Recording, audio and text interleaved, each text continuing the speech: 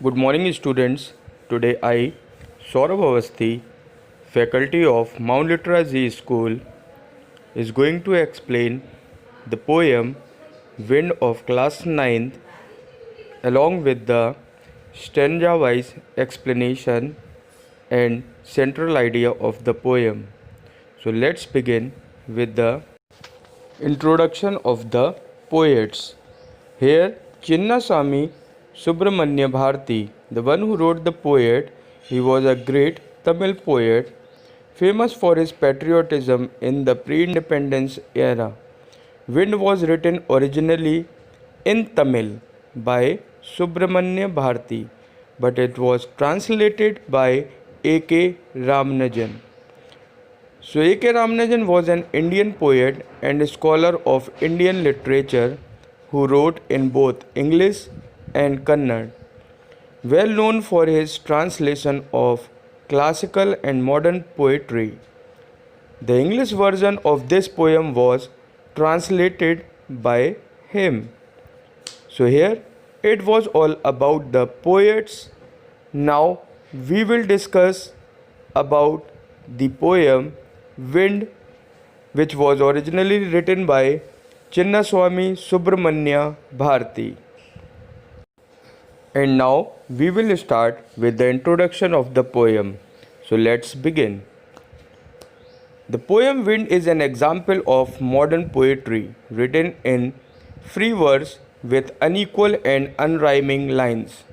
The poem describes the power of wind on nature and human life. The wind is seen by the poet as a symbol of adversities in life. The poet speaks about the positive and negative qualities of the wind.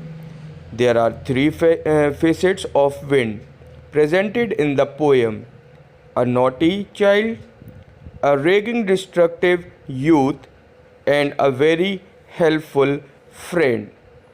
So, here we are going to discuss about the qualities of wind in this poem. So now we are going to start with the stanza-wise explanation of the poem. Now here in first stanza, you can just see, students, that the poet is requesting to the wind to come softly and not to break the shutters of the windows. Don't scatter the papers. Don't throw down the books on the shelf. There, look what you did. You threw them all down. You tore the pages of the books. You brought rain again. See now, in the paraphrase of this stanza, here you can see where the poet is requesting to the wind to blow gently so that the shutters of the windows are not broken and the papers are not blown away. He also urges the wind not to throw the books around. Here, in the last para, you can see the poet in a stern voice asks the wind to look what it has done. It has thrown down all the books from the shelf and torn their pages. It brought the clouds to make it rain again. So here, this was the explanation of the first stanza, where he is requesting and telling that how the rain is destroying everything and the wind is blowing so hard that due to which it is causing lots of problem. Okay, now coming to the second stanza. You are very clever at poking fun at weaklings. Frail crumbling houses, crumbling doors, crumbling rafters, crumbling wood, crumbling bodies, crumbling lives, crumbling hearts. The wind god winnows and crushes them all. So here the stanza means wind, being a powerful force, breaks things easily. The poet says that the wind makes fun of the weaklings. Weaklings means the people or the things which are not so strong. The wind can break down doors, rafters, or entire wooden houses altogether. Now, second paragraph. The poet further adds that the wind can tear down weak bodies and fragile hearts. The poet compares the situation with winnowing process and indicates that weak people lose courage on facing the adversities or challenges.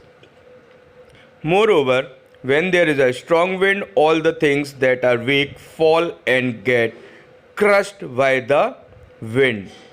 So here wind has been represented very strong over here in the poem in this stanza.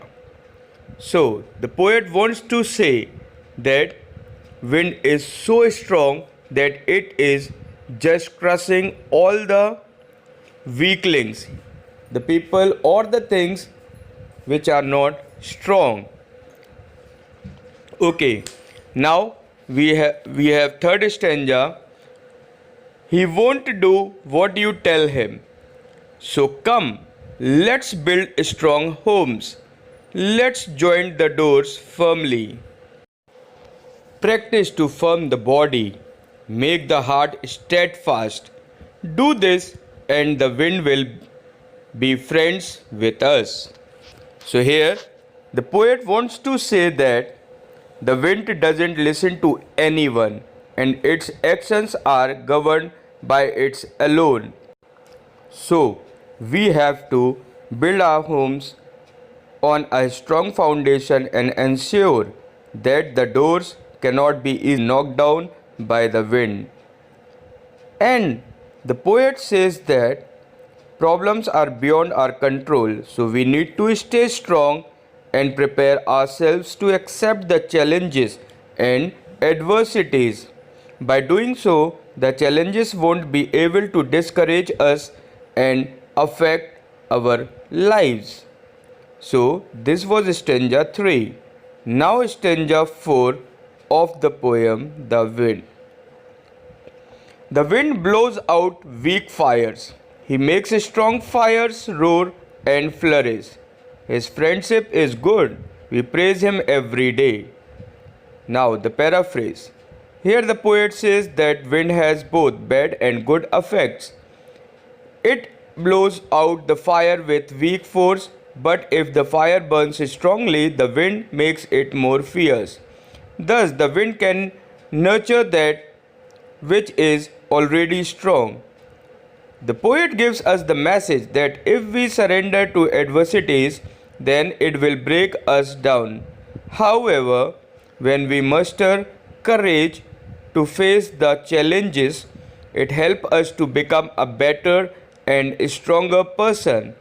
Thus, challenges act as a friend in this poem. So, poet has explained that means about both the things, about bad qualities of the wind as well as the good qualities also of the wind, where it is going to help us to make ourselves strong according to the society, according to the situation.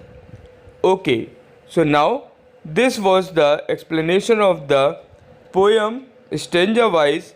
Now I am just giving the summary of the poem which will help you to understand it more. Okay, so let's begin with the summary now. In this poem, the poet highlights the destructive as well as the constructive aspects of the wind. He says that the wind teases and makes fun of the weak persons or things. Wind symbolizes the difficulties that one faces in one's life. Difficulties frighten us if we are weak. When we are brave, difficulties do not harm us and disappear quietly. And also, the poet advises the wind to blow slowly and do not create chaos. But since the wind does not listen to the poet, he advises us to be strong. We should build strong houses and strong windows. We should be strong in body and mind. If we become strong, the wind will be our friend. So here it shows that if we are going to be strong, then everything, all the situations will come in our side. So finally, if we are strong, then everything is going to become our friend, and we will be able to handle all the adversities, that means all the bad situations of our life. So this was the summary of the poem. Now here is poetic devices which are used in the poem. First one is personification, whose example is you tore the pages of the book. Here you has been used as a personified word. Second one is metaphor. The example is the wind god winnows. So here winnows has been described as metaphor. Then anaphora, and at last alliteration. Alliteration means the repetition of a consonant sound in close connection, like wind god winnows. Here you can see the red words which are highlighted W. So there you can see that W has been used. That means the first alphabet of the word in the same line are used many times. So that's why it is going to be said as an alliteration figure of speech. Okay, now we will continue with the central idea of the poem. The poet through this poem wants to encourage people towards the brighter side of hardships and obstacles in life. Wind, which looks fierce and destructive, but helps strong fire to flourish, as portrayed in the poem. Similarly, challenges, though looks scary, actually help us grow in our lives and is our well-wisher, just like a friend. So we should change adversities into opportunities. So students, I hope that you all must have understood that what poet wants to say in this poem with the help of his message. So now see the final message given in this poem. If we are strong, then we can overcome our troubles. So we should make ourselves strong. This is the central message of the poem. When the wind blows, it causes destruction only to the weak things that lie in its path. If the structures along the path are strong, then the wind cannot blow them away. The wind is a symbol of problem and obstacles which are to be dealt without fear. So students, here this was the stanza-wise explanation and the summary of the poem. Now in the next video I will give you the solutions of this chapter. So till then, thank you so much.